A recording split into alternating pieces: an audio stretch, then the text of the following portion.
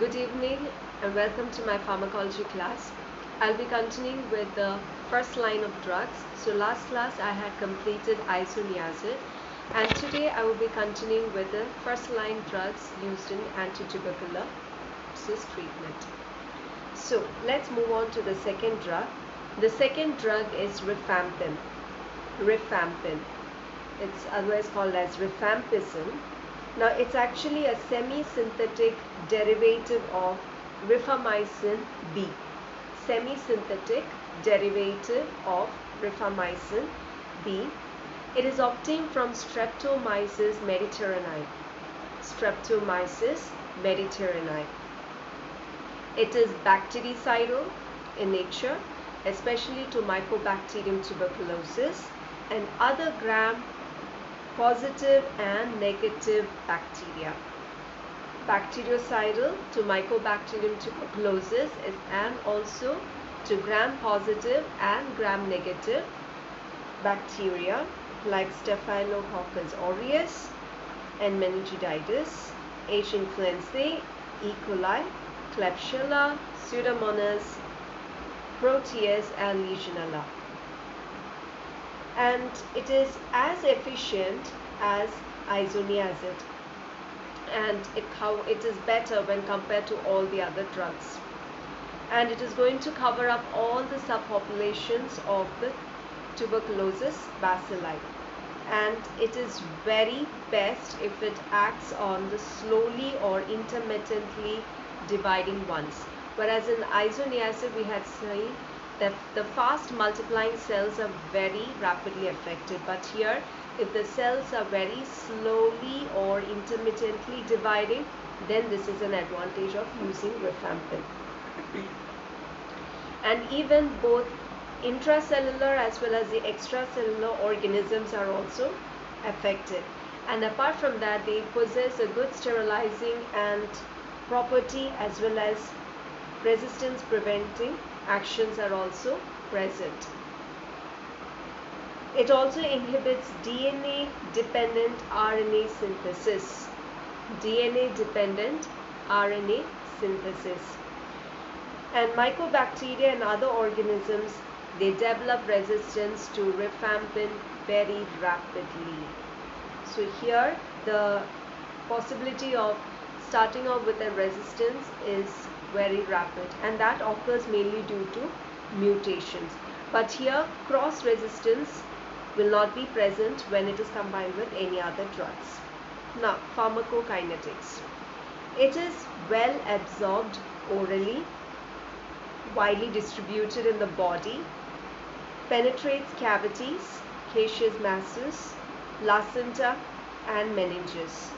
It gets metabolized in the liver to an active deacetylated metabolite which is excreted mainly in bile, whereas some amount of it will be excreted in urine also.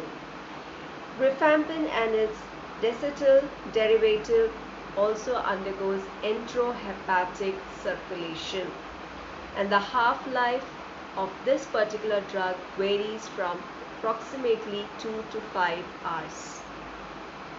Okay, so this is about pharmacokinetics. Okay, so it is very well absorbed when it is orally taken.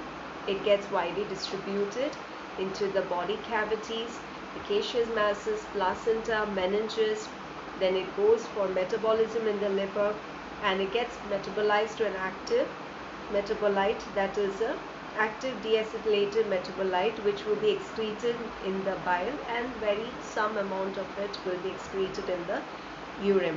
Rifampin and its diacetyl derivative will also undergo enterohepatic circulation. So this particular point you need to note over here. In previous drugs we have seen that there was no point stating that it undergoes enterohepatic circulation.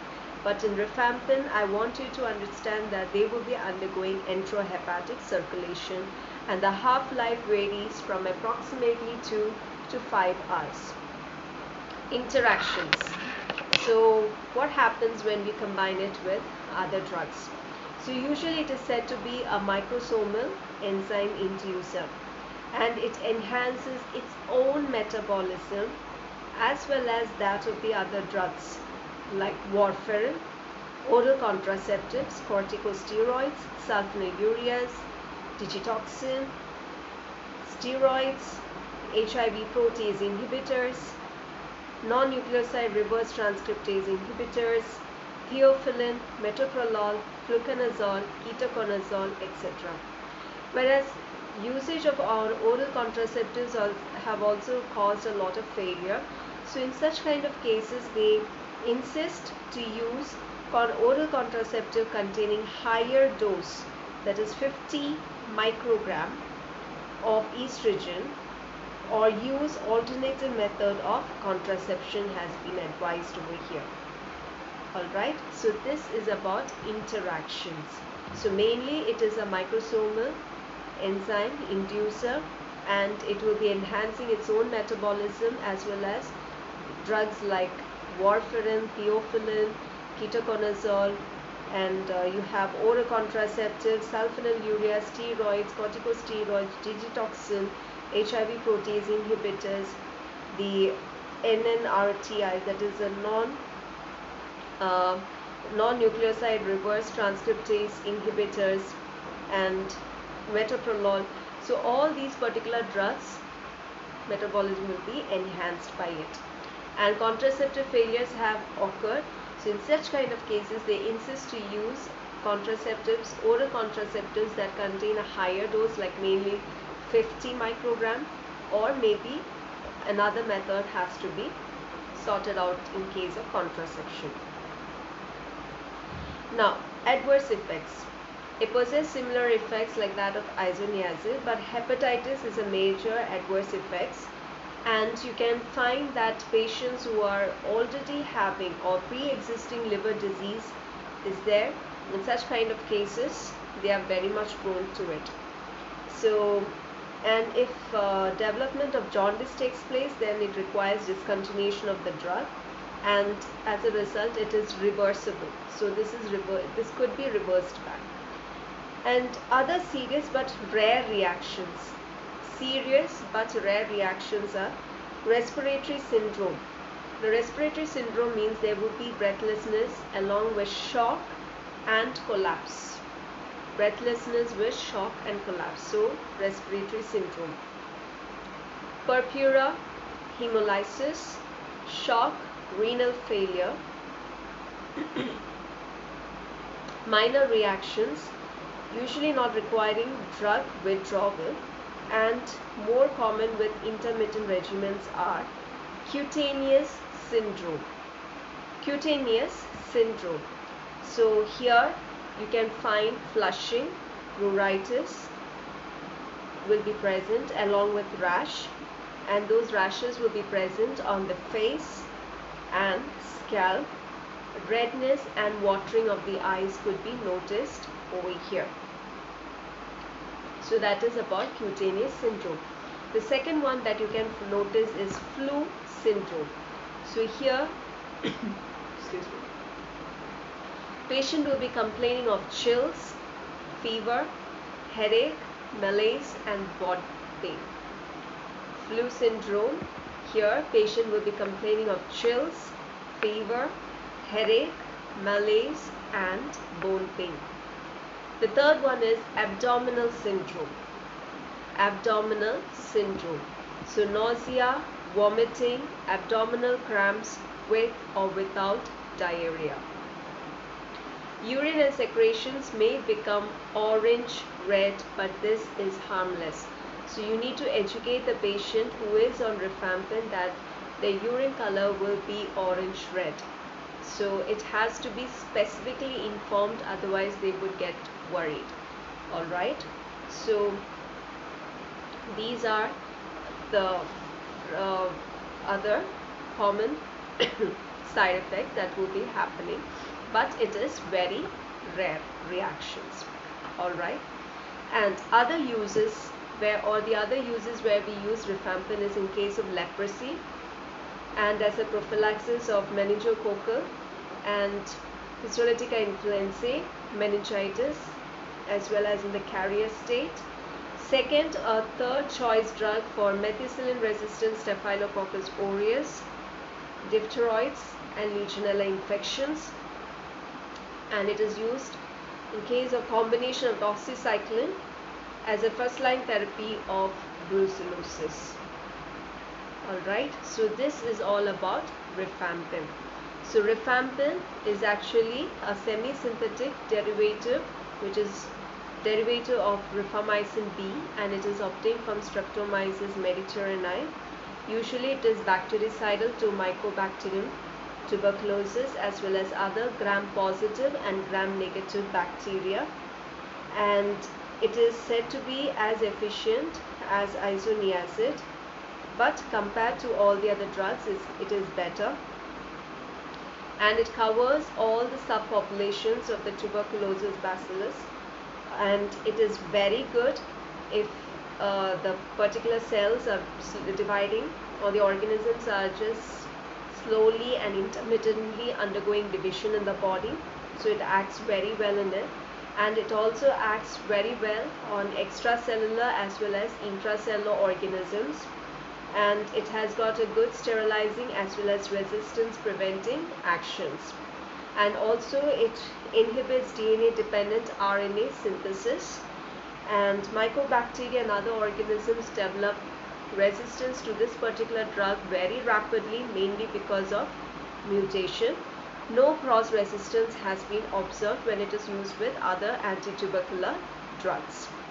Pharmacokinetics, it is very well absorbed orally, widely distributed in the body. It penetrates the cells, caseous masses, placenta as well as meninges. It gets metabolized in the liver to an active deacetylated metabolite, and it is excreted mainly in bile and some in urine. Rifampin and its diacetyl derivative also undergoes intrahepatic circulation, and its half-life is approximately varying from 2 to 5 hours.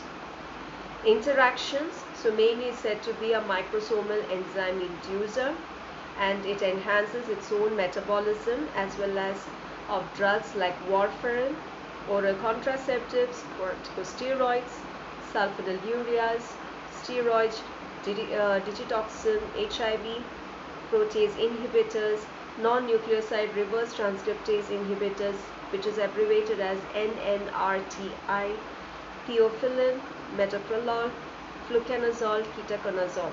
And contraceptive failures have also been notified.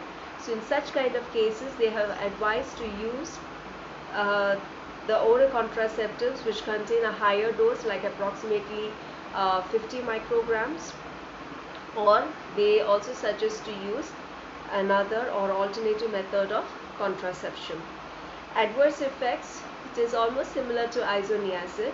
Hepatitis is a major adverse effects, but it can be usually noticed in those who are being diagnosed with pre-existing liver disease, and in case if jaundice has been started, we need to go for discontinuing the drug so that this particular problem can be reversed back. And also other serious but rare reactions that happens is respiratory syndrome. Respiratory syndrome refers to a condition where the patient experiences breathlessness, which can be associated to a state of shock and collapse. Then there can be purpura, hemolysis, shock, and renal failure. Minor reaction which does not require drug withdrawal and more common with intermittent regimens are cutaneous syndrome. So cutaneous syndrome, here patient complains of flushing, or you can notice flushing, pruritus will be present, rashes especially on the face and scalp, redness and watering of the eyes can be noticed over here. Then next you have is a flu syndrome. So flu syndrome, here the patient can be noticed with chills, fever, malaise and bone pain, and also they complain of headache. Then we have is abdominal syndrome, where patient complains of nausea, vomiting, abdominal cramps with or without diarrhea. Urine and secretions may become orange, red in color, but it is said to be harmless. So we need to educate the patient. Once they have been started with rifampin, they can notice that their urine color changes to orange or red, including their secretions also. Now, other uses of rifampin, it is used in leprosy as a prophylaxis therapy in case of meningococcal and histolytic influenzae, meningitis and carrier state. Second or third line third choice drug for methicillin-resistant Staphylococcus aureus, diphtheroids, as well as for Legionella infections. It is used in combination with doxycycline as a first-line therapy in case of brucellosis. The next drug coming under the first-line drugs under antitubercular drug is pyrazinamide. So chemically it is similar to isoniazid, and it was developed parallelly to it in the year 1952. But if you see, its action is tuberculocidal, but it is weak tuberculocidal. Okay, so it possesses a weak tuberculocidal, but it is said to be active in acidic medium. It's said to be active in acidic medium. Isoniazid, we had seen that it is active in acidic as well as in the alkaline medium, but here pyrazinamide is active only in acidic medium. It behaves as a lethal drug when it comes to the intracellular organisms. So it is more lethal to intracellularly located bacilli and to those at site showing an inflammatory response. It is highly effective during the first 2 months of therapy when inflammatory changes are present. And by killing the residual intracellular bacilli, it possesses a good sterilizing activity. And due to these properties, it has shortened the duration of treatment. Otherwise, we need to go for a particular period of time, but here the treatment regimen is shortened. So shortened treatment regimen can be noticed, and the risk of relapse is reduced. Now, if you see the mechanism of action, like I said, isoniazid and all, it behaves by inhibiting mycolic acid, which was an important fatty component of the Mycobacterium wall. Now here it does the same. It inhibits mycolic acid synthesis, but by interacting with a different fatty acid synthase encoding gene. Okay, it acts on the mycolic acid, inhibition of the mycolic acid, but by acting on a different fatty component. Now, resistance. You can find that resistance rapidly builds up when we are using this particular drug all alone, and that is mainly due to the mutation. And if you see the pharmacokinetics, it is absorbed orally, widely distributed, good penetration in CSF, extensively metabolized in liver, and excreted in urine. Half-life is said to be 6 to 10 hours. So pharmacokinetics, orally absorption is very good. After that, it undergoes wide distribution, very good penetration into the cerebrospinal fluid or the CSF. It undergoes extensively metabolized in the liver, and it gets excreted in urine. The plasma half-life is said to be 6 to 10 hours. Now, the dose-related toxic or adverse effect that you can notice is hepatotoxicity. Dose-related adverse effect is hepatotoxicity, but it is very less common when it comes to the Indian population. Now, daily dose is now limited to 25 to 30 milligrams per kg, which produces only a very low incidence of hepatotoxicity. Then, other common one is hyperuricemia. Hyperuricemia, and it is mainly because the uric acid secretion gets inhibited in the kidneys, and as a result gout can also happen. Other adverse effects that you can notice over here is arthralgia, flushing, rashes, fever, loss of diabetes control. And contraindication is patient with liver disease. Patient with liver disease has to be contraindicated from this. The next drug used under the first line drug therapy is ethambutol. Ethambutol. So it is selectively tuberculostatic and clinically as active as streptomycin.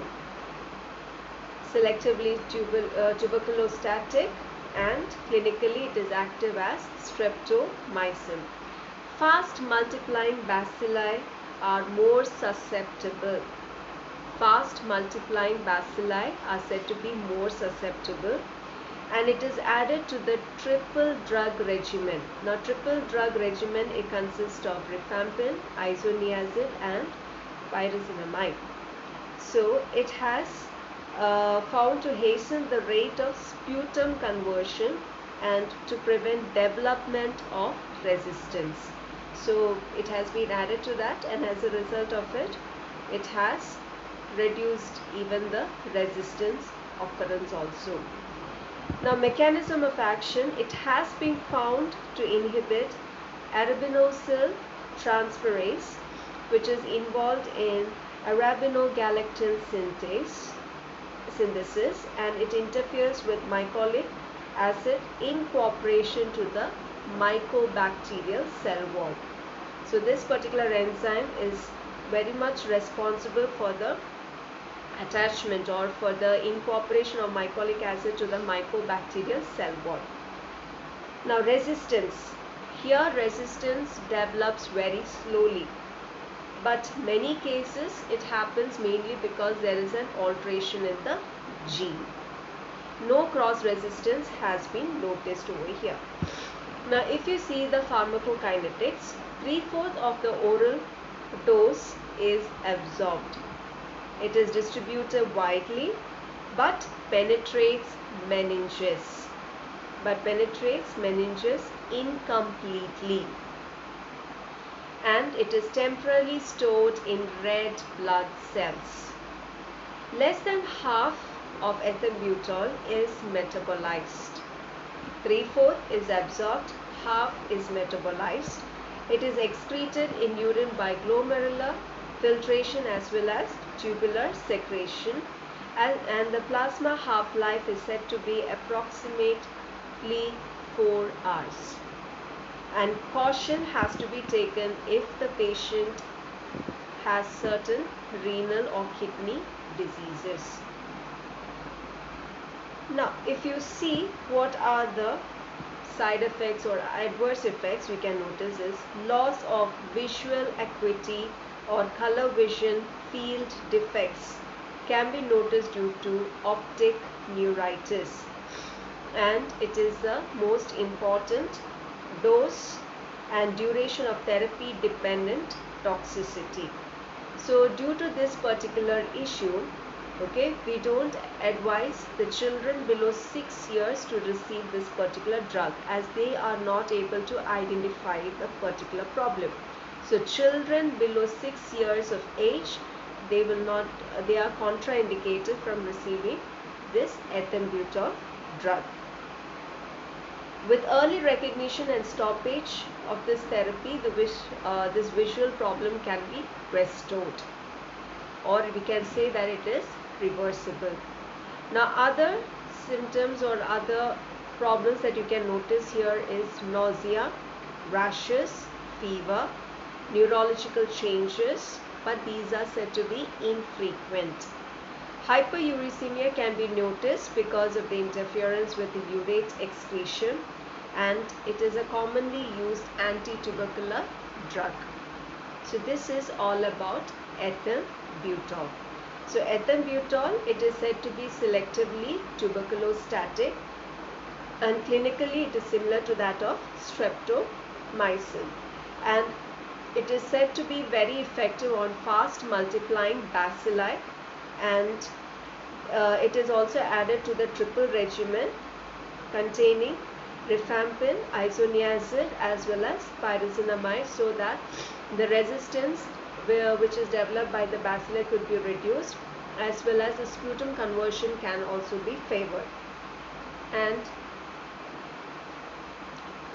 excuse me, if you notice the mechanism of action, it is said to inhibit arabinosyl transferase involved in arabinogalactan synthesis, and it interferes with the mycolic acid incorporation into the mycobacterial cell wall. Resistance is usually seen that it develops very slowly, but mainly when there is an alteration in the gene. No cross resistance has been noticed when combined with any other anti-tubercular drug. Now, if you see the pharmacokinetics, 3/4 of the oral dose of ethambutol is absorbed. It is widely distributed, but you can find that it penetrates meninges incompletely, and it is temporarily stored in red blood cells. Less than half of ethambutol is metabolized, and it is excreted in urine by glomerular filtration and tubular secretion, and plasma half-life is said to be approximately 4 hours. And special precaution or special care has to be taken if the patient already has certain renal problems. Now, the toxicity that you can find over here is loss of visual acuity or color vision field defect. You can notice that mainly because of the optic neuritis, which is an important dose and duration of therapy dependent toxicity. And if we discontinue this particular drug, the visual defect can be restored back. And other infrequent symptoms that you can notice in the patient is nausea, rashes, fever, neurological changes. Hyperuricemia can also be noticed mainly because of interference or disturbance in the urate excretion. Okay, so this is all about ethambutol. And moving over to the last drug used as a first line drug under anti-tubercular therapy, that is streptomycin. Streptomycin, so the moment we hear the word mycin, we should understand that it is an antibiotic. So it is the first clinically useful anti-tubercular drug. First clinically useful anti-tubercular drug. It is tuberculocidal, but less effective than isoniazid or rifampin. Okay, it is also tuberculocidal, but it is very less effective when compared to isoniazid or rifampin. It acts only on extracellular bacilli. Because it has got a poor penetration into the cells. Okay, the penetration power is very less, so they can't penetrate much into the cells. So whatever is present extracellularly, they act upon those. Thus, host defense mechanisms are needed to eradicate the disease, and it penetrates tubercular cavities but does not cross CSF and has poor action in acidic medium. Okay, it has got a poor action in acidic medium. We said that pyrazinamide is very active in acidic medium. Isoniazid is very active in case of both acidic as well as alkaline, and even rifampin is also very effective in acidic or alkaline. But here streptomycin is said to have a poor action in the acidic medium. Resistance is rapidly developed, especially when it is used all alone. So as a result, patient relapse, you can find relapse cases of relapse in this particular area. And in case of streptomycin resistant infection, it has to be stopped at the earliest. You should not allow it to continue its therapy. So, popularity of streptomycin in the treatment of tuberculosis has declined, mainly due to its need of being given intramuscularly, that too in the form of intramuscular injections. Okay, and low marginality, because ototoxicity and nephrotoxicity are noticed over here. Ototoxicity and nephrotoxicity has been noticed, especially in elderly and those with impaired renal function. We have noticed this ototoxicity as well as nephrotoxicity. So considering these two toxicities and their very less being on the safer side, this particular drug's usage has been declined. So these are the first line drugs used in anti-tubercular therapy. So they are isoniazid, then rifampin, pyrazinamide, and ethambutol and streptomycin. So usually we have 5 drugs. I hope you have understood today's classes. So I have completed the first line drug therapy, which is you coming under anti-tubercular drug treatment. I hope you have understood the class. In the next class, I'll be dealing with the second line drugs coming under the drug therapy of tuberculosis. Till then, take care. Bye-bye.